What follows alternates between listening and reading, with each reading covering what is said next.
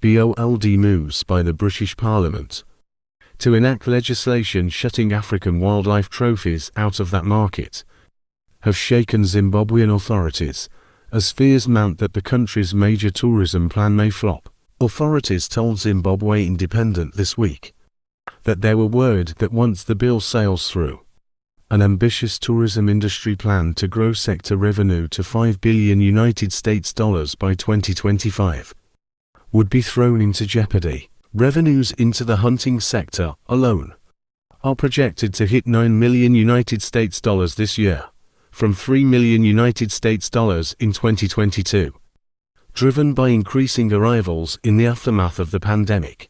But the hunting trophies import prohibition bill, introduced in the UK's House of Commons on June 15 last year, appears to be a major hurdle. It prohibits the importation of hunting trophies of certain animals listed by the Convention on International Trade in Endangered Species of Wild Fauna and Flora as vulnerable. British legislators recently voted to support the ban. The bill, which has also sent shivers across southern Africa's tourism-reliant economies, also prevents British hunters from importing the body parts of lions, elephants, and giraffes, the animals that fetch significant foreign currency revenue for Zimbabwe. In an interview with The Independent, Zimbabwe Parks and Wildlife Management Authority, ZimParks spokesperson Tinashe Farawo, said there were fears other markets may follow suit. He said authorities were concerned that the bill disregarded Zimbabwe's unique situation, where targeted species populations were growing.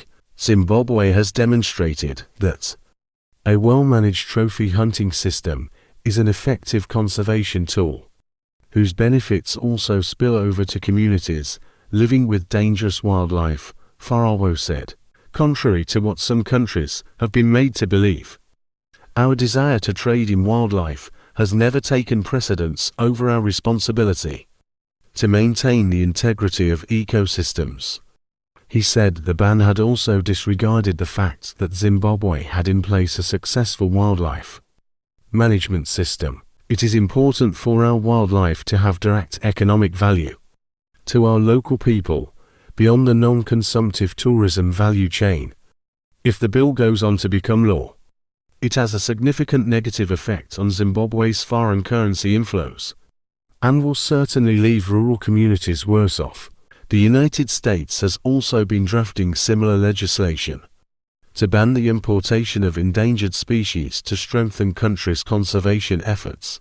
Other European countries will almost certainly pass similar laws, hence magnifying the consequences of such a decision. This is a decision driven by a neo-colonial agenda far divorced from conservation interests, he said. In an interview with The Independent 2 weeks ago, Safari Operators Association of Zimbabwe SOA's President Emmanuel Fundira said, curbs to international trade in trophies would hurt the hunting sector. Fundira said through the bill, a form of recolonization was sweeping through African markets this year. He said the industry was being penalized instead of being recognized for its conservation efforts.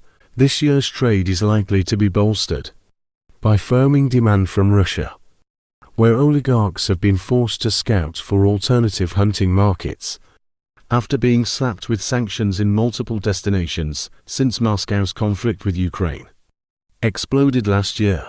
We are facing the usual challenges from the West where, with regret, our successes in conservation continue to be penalized instead of being accorded appropriate reward, the SOA's boss said. Policymakers in various source markets, in particular the USA and United Kingdom, continue to advocate and push for retrogressive legislation, which does not take into consideration community empowerment and protection of livelihoods through sustainable use.